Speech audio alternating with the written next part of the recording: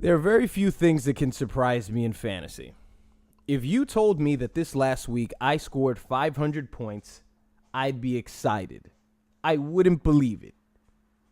If you told me that my last victory was my 10th in a row, I wouldn't believe you, though I've done it before. If you told me that up until this point in the season, I'd be undefeated, that would be unbelievable. But if you told me that in week 12, I defeated a mediocre owner with a record that clearly makes him look better than what he is, I wouldn't be surprised. And I certainly wouldn't get behind the mic and puff up my chest and start throwing up a bunch of braggadocious bullshit, just only showing that I would be surprised that I defeated this person. But this is not one of those things that surprise me. You see, because it's very similar to when Chris Jericho turned himself into Y2K. See, he comes back and there's this whole big gimmick of Y2K and all this bullshit. I don't even know if he came back to the I think it was the WWF at that point. When Chris Jericho came back and it was that whole 2000 Y2K, the computers are going to shut down, so he called himself Y2K. So he comes in and it's this gimmick, and it's just basically Chris Jericho from WCW. And sort of just this mid-level guy. And, you know, obviously in wrestling it's a bit different because a gimmick can actually take you somewhere. But this is fantasy football, and gimmicks don't get you anywhere. And whether you want to be 08 Ed or 2015 Ed, you still fucking suck.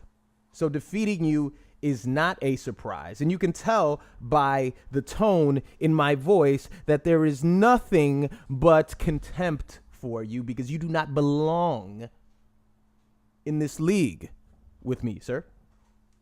You do not. So what's best that you do is just keep your mouth shut, just like the rest of the tortoises.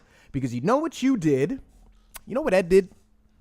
Ed was getting his ass whooped, I don't know by how many points at some point, and then he feels the need to send me a Facebook message. Now, I told J. Ray, don't fucking do that. I told J. Ray, don't send me messages while you're getting your ass whipped if you previously were just fucking talking shit. Okay? Just take your ass whipping like a man. This isn't going to make me more lenient when I get behind this motherfucking mic.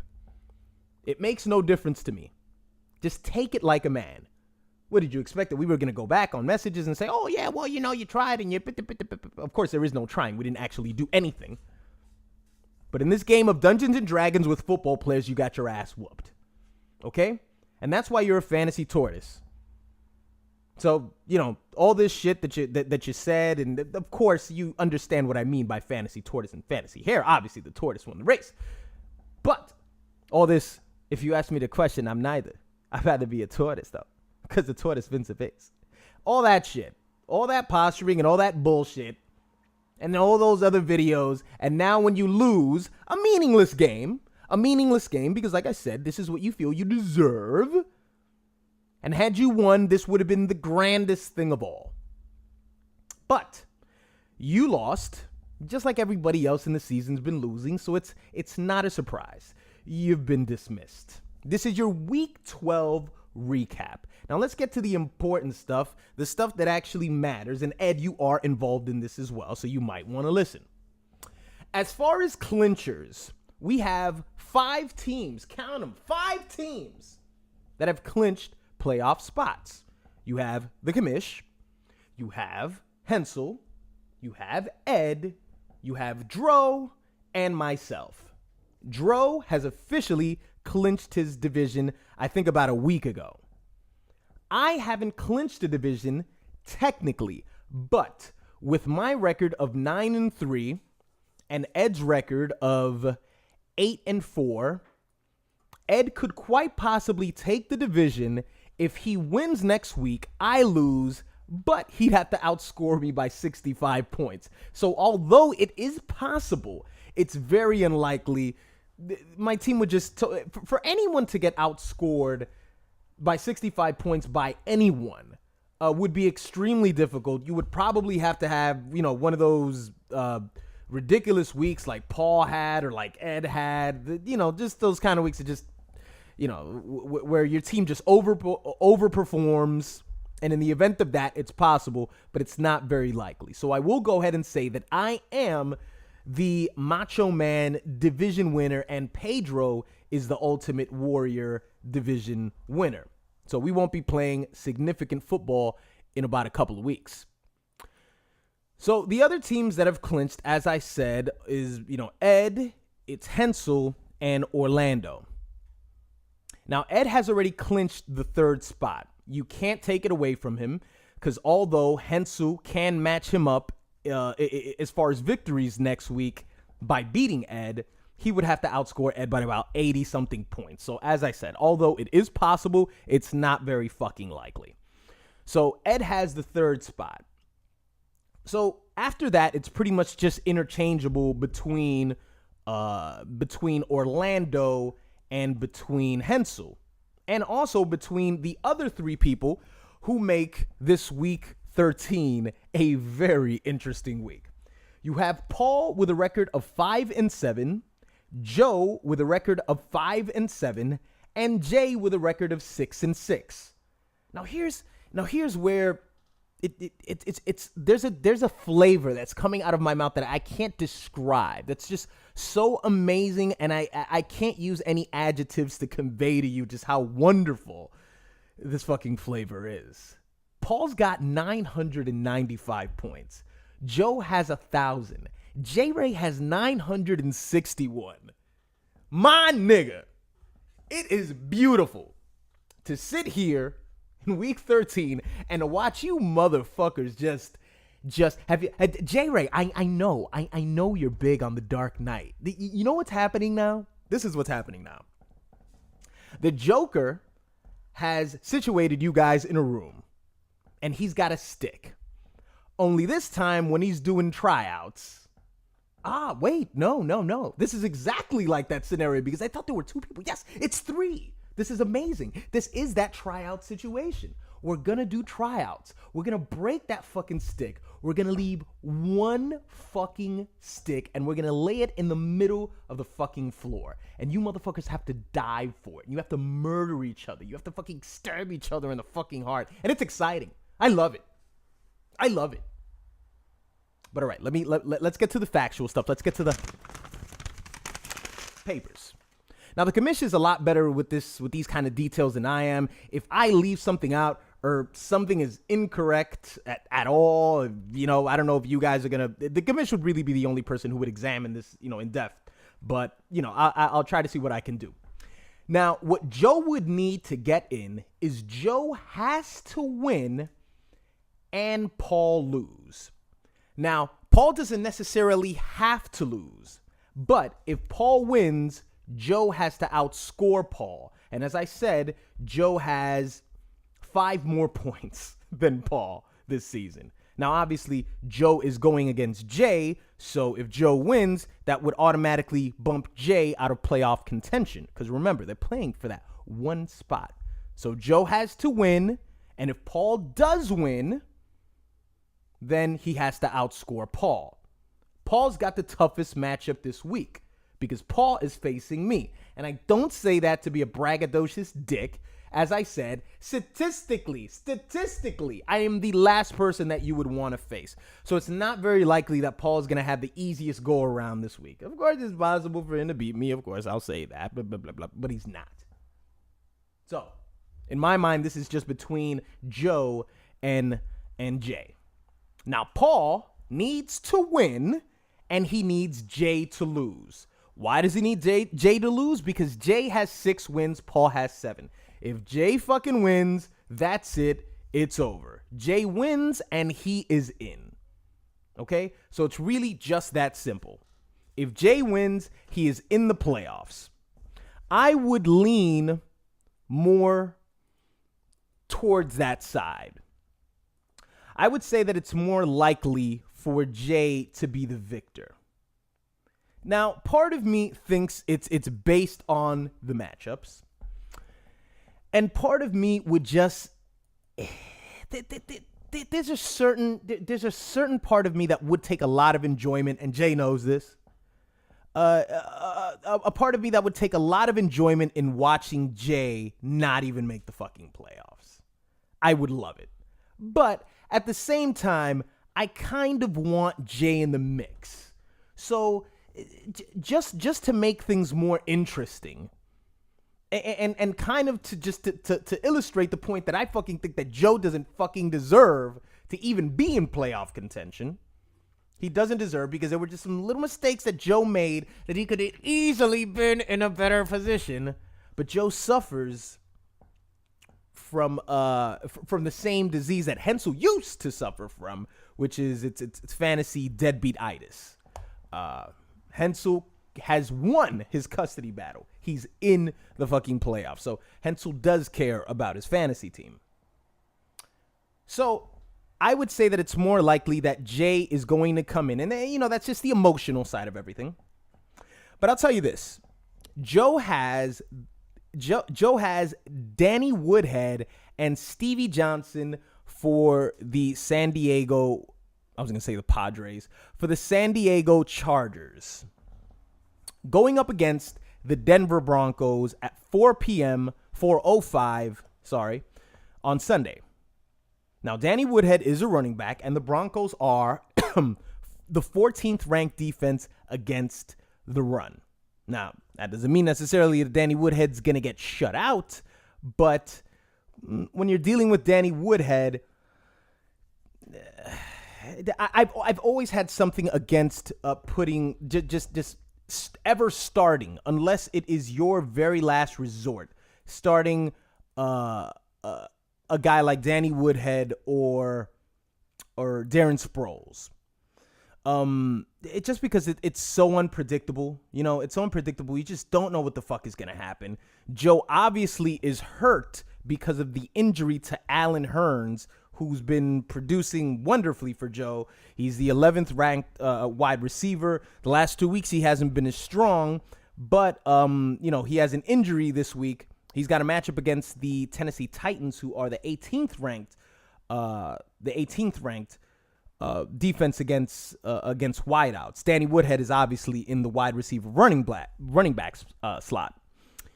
So the fact that Joe is probably going to make these two starts, it kind of worries you a bit, because the Denver Broncos aren't exactly going to let Phillip Rivers run all over them if they didn't let Tom Brady do it. Though Phillip Rivers can have one of his fucking retarded performances when he throws like 5 touchdowns and shit like that. But when he makes performances like that, normally it involves Antonio Gates a little bit more now, doesn't it? Now, Antonio Gates is J. Ray's tight end, who had a very good week last week with fucking 17 fantasy points. The Denver Broncos are the 19th ranked defense against tight ends and got lit up last week by both Scott Chandler and Rob Gronkowski, who's injured. Ooh, he's injured.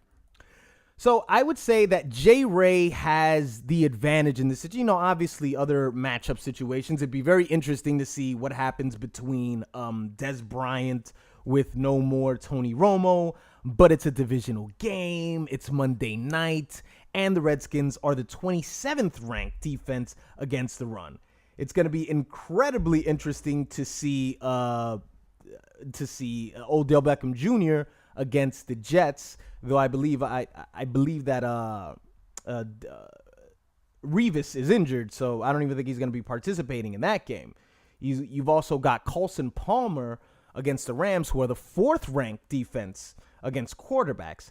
So at the end of the day, I really think that those two components, the fact that I don't ever really remember J. Ray getting ousted very early, or just J. Ray just not making the playoffs, I'd say that J. Ray gets in.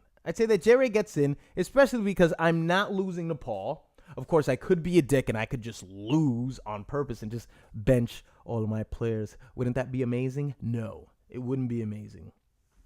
Because if J. Ray makes it, I want J. Ray to make it to the championship, so I can be there to stick that knife inside him, just inch by inch, like a gentleman, Jay. Just like inch by inch. Okay, I'm just rambling now. I will not pay attention to the picks anymore. Okay, the picks are completely fucking irrelevant to me. Whatever. I actually went 3-1 last week, but I'm not even gonna keep track of that. That's it. It's playoff time. It's playoff time. I'd like to say a little something to the three teams that I am predicting. Sorry, the four teams that I'm predicting that won't make it to the playoffs, and that is Joe, Eric, Andy, and Paul.